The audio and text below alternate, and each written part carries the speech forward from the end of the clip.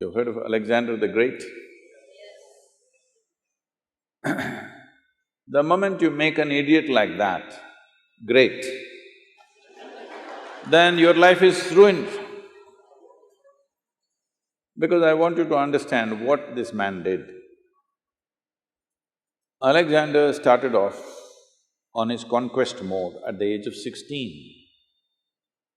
He went from country to country, killing hundreds of thousands of people, killing, saying, this is my land, but won't sit there and enjoy that land, we'll go to the next one because the other part of the Hyderabad he's looking. Like this, he came all the way to India or to the entry of Indian subcontinent. By then he's 32. He's tired, killing, fighting, killing endlessly. He killed many of his very close friends who started off with him because they all wanted to go back. 16 years, no cell phone, you can't talk to your family. They have left their land 16 years ago. At the age of 16, 17, they are fighting endlessly, killing, blood, all… that's all they have seen. Everybody's tired, but this man wants the other part of Hyderabad.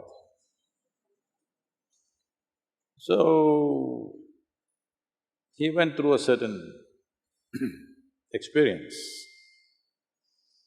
Now, time is running out. For a warrior, 32 is not a good age. Things are becoming little weaker, not as good as it was at 25. So he's worried. So one thing is, he wants to conquer the world and it's taking too much time. So he wanted to become immortal. This is the next. Once you have Hyderabad, next is immortality. So he wants to become immortal. So he heard lots of stories, Indian yogis, mystics who lived for thousands of years, India is full of such stories. So he sent out an advance party of 8 soldiers. Go find an Indian yogi who will teach me the science of immortality. So they came looking around and then they found one yogi, somewhere probably looking at the descriptions. We think somewhere in the, let's say, in the Pakistani Punjab, that region somewhere, looking at the description of terrain, everything, it seems like that. We could be wrong, but somewhere in that region, what is presently Pakistan, which was considered India at that time. So he came and they came and they found a yogi sitting under a tree, just one loincloth simply sitting there under a tree, blissed out. They looked at him and they said, you come, our Alexander wants to meet you. Yogi laughed and said, I'm not going anywhere, I'm here. If he wants, please ask him to come. They said, no, you better come, he is the emperor, you just come now. He said, no. They pulled out their swords. These are violent men, they can take off your life for nothing. Now he is given a good cause that he is refusing their orders. So they said, we'll take off your head. He laughed and said, take it off. I've finished everything that I need to do with myself, I'm just sitting here, enjoying my existence. You want to take my head, take it. See, if I take your head, I will not get your intelligence. This is one thing people must understand. If I could get your intelligence, I could take all your heads and keep it with me. But no, if I take your head, I will not get anything from you. Only thing is, I'll have a piece of meat to handle. So then they thought, oh, this guy is not scared of death, he must be immortal. They said, begged him, please come, our emperor wants to know about immortality. The yogi laughed, let him come here. Then they went back and said, I think we have met a man who is immortal because we pulled out our swords, that guy is not scared, obviously he must be immortal. Then he himself came. When he came, Alexander sat on his horse.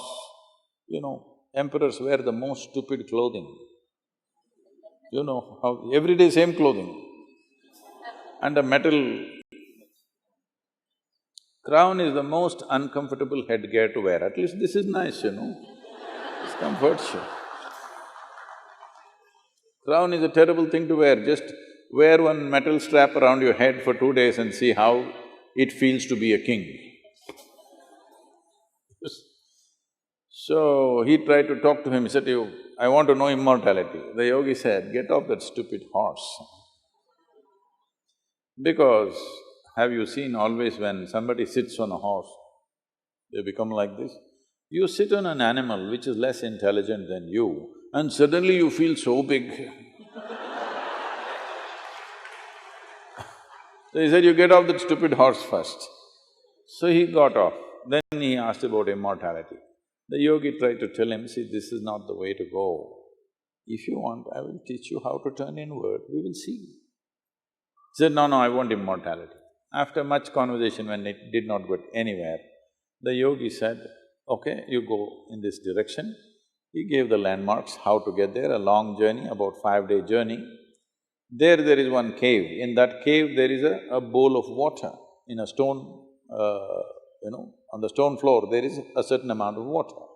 You just drink a handful of that water, you will become immortal. Immediately Alexander set forth. After 3 days, him and these 8 soldiers going, then he thought, if these 8 guys also become immortal, see, the power is in killing them. His power is, I can kill you any moment I want. Suppose you become immortal, I can't kill you, then how do I manage you? So he said, you guys stay here. The last part of the journey, I want to do it myself. So he left them there and alone he went, found the cave. Then he found that water as he was told. He went and put his hands and was about to drink. Then a voice spoke and said, don't drink that water. I drank that and look at my state. He looked around, who's talking? There was nobody around, by then the water slipped out. Then he saw a crow and the crow said, don't drink that water. I drank that water I don't know when, and now the problem is I cannot die. See, if we really want to punish you, death sentence is not such a bad thing. If we curse you that you can never die, a million years later you're still sitting here, this is the worst punishment. So, Alexander did one sensible thing, he did not drink that water, otherwise we had to suffer him even today. So this is the only sensible thing he did in his life, he did not drink that water because he realized that he will not be able to bear himself. Forget about the world. The world will suffer, of course, but he himself cannot stand himself beyond a certain point. So we must understand, this life is not a conquest. This is not a conquest. The only thing that's there for you in this life is the profoundness of your experience. How profound is your experience when you sit here? This is all there is, nothing else you carry. Other arrangements we make for convenience. How much convenience do you want? Convenience will work only to a certain point. It will never transform itself into well-being.